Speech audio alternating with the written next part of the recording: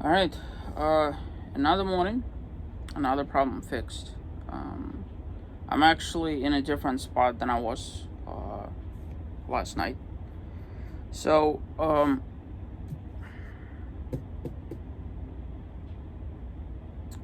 don't know how to, I don't want this to be a complaint because really, my channel is not about that. Um, this is more like a concern slash FYI kind of thing.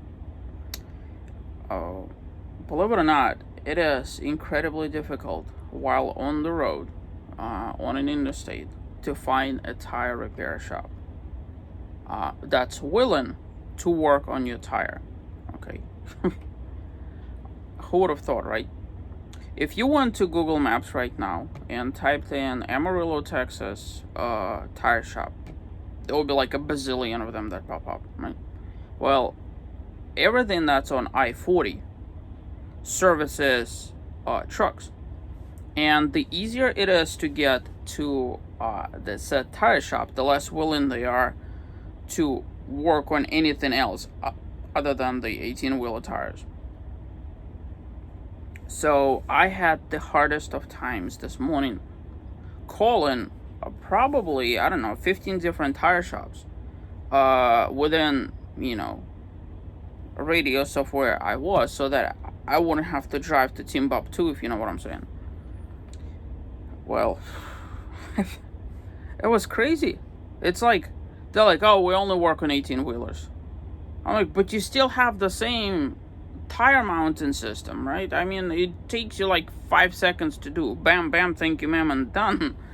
No, they don't even want to touch. So, much to my surprise, upon making many, many calls, I finally stumbled upon, and I'm going to mention their names so that at least you know. We're roughly around exit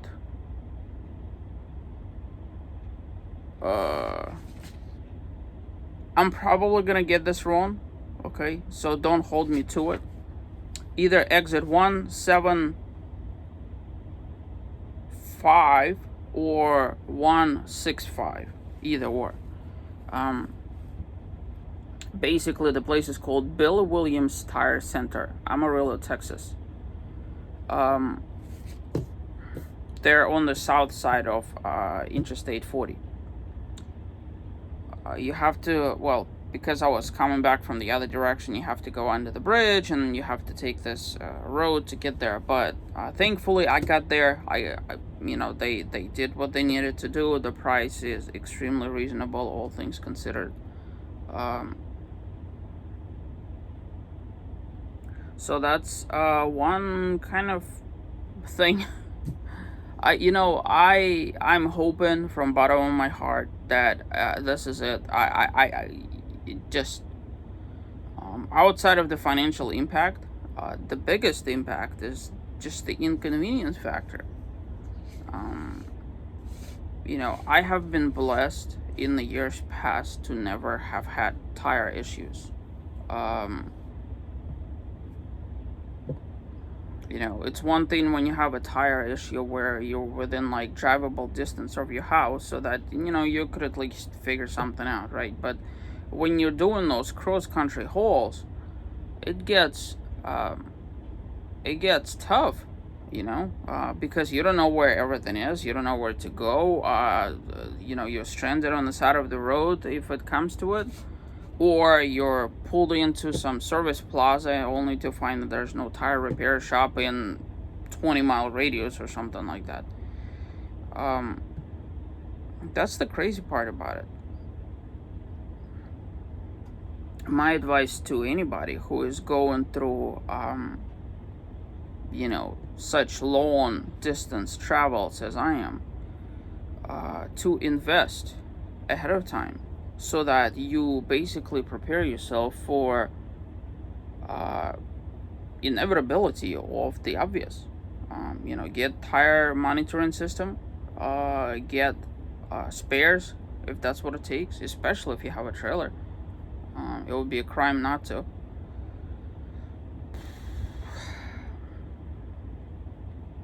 It's been stressful, but it's what it is.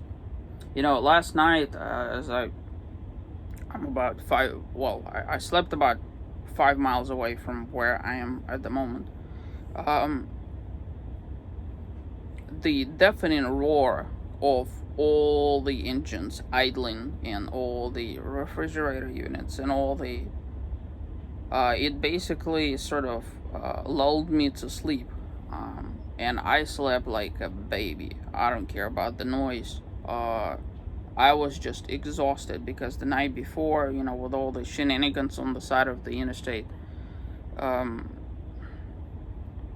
but at the same token, I will tell you this. I am doing this sleepy thing only because I'm not willing to pull off the road, right? Only because if I had to do this again, if I kind of had like a repeat of this whole thing, what I would have done in retrospect is foregone the convenience factor of not getting off the road and actually gone off the road and pursued boondocking opportunities. And by that, I don't mean like Walmart parking lots. I mean like legit boondocking sites. I've been getting a lot of mileage out of the freecampsites.net, among other sources, of course. I know they exist. Maybe it's a little bit more complicated because you have to like go off the road and whatnot. It's probably easier done if you're not towing a trailer. Because I'm towing a trailer, I'm trying to streamline and simplify. Like you have no idea just how stressful it is to drive. I have never found RV driving so stressful before. One of the biggest issues is like, can I get in there? Can I get out of there? Can I turn? If it came to it, can I back out of there? What if I'm gonna get blocked in? Oh my goodness, there's a ramp. How am I gonna take the ramp? There's potholes, all sorts of things. Like it's all this extra thing that you normally don't even have to think about. Like when I was riding around in my old Class C RV, which was a 24 foot, which in my opinion is a perfect size for a Class C RV. The only reason why I upgraded is because my entire family is growing and there's just more of us. I wouldn't be surprised if I downsize. I don't know if that's probably not. I don't know. We'll cross that bridge when we get to it. So you just didn't have to think about that stuff, right? But on this trip, I am longer. The actual RV is longer. Plus, I'm towing a trailer. Plus, it's sunk under the weight and everything like that. So there's all those considerations. Upon coming back, there's going to be a lot of things, like I said before, there's going to be a lot of repair projects, there's going to be a lot of this and that. So trailer is going, unless something really changes, but more than likely trailer is going. And if I ever do this kind of thing again, it's going to be more thought out with respect to actual traveling and where I'm going to be staying, because to have a good night's sleep while you're on the road is critical. It's just critical. I know some people, like put earplugs and stuff in their ears, but it's just, you need peace of mind more than anything. Like the noise, it's over there. I'm used to the noise, but it's just not have, like, I'll give you an example. Yesterday, okay, I've arrived at the Flying J Travel Center.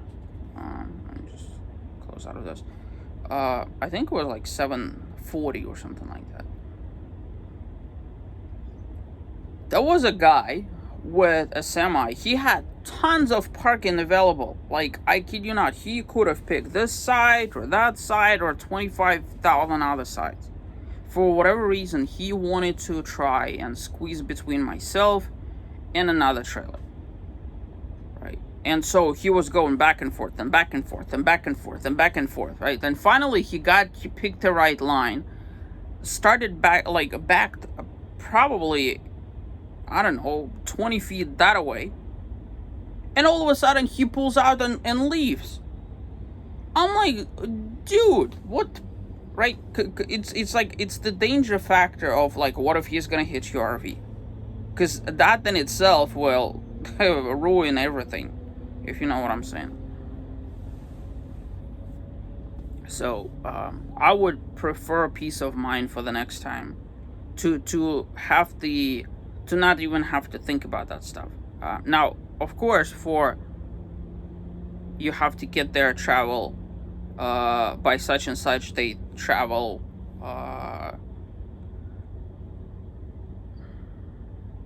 staying at places like this. Okay, I suppose it has its merit.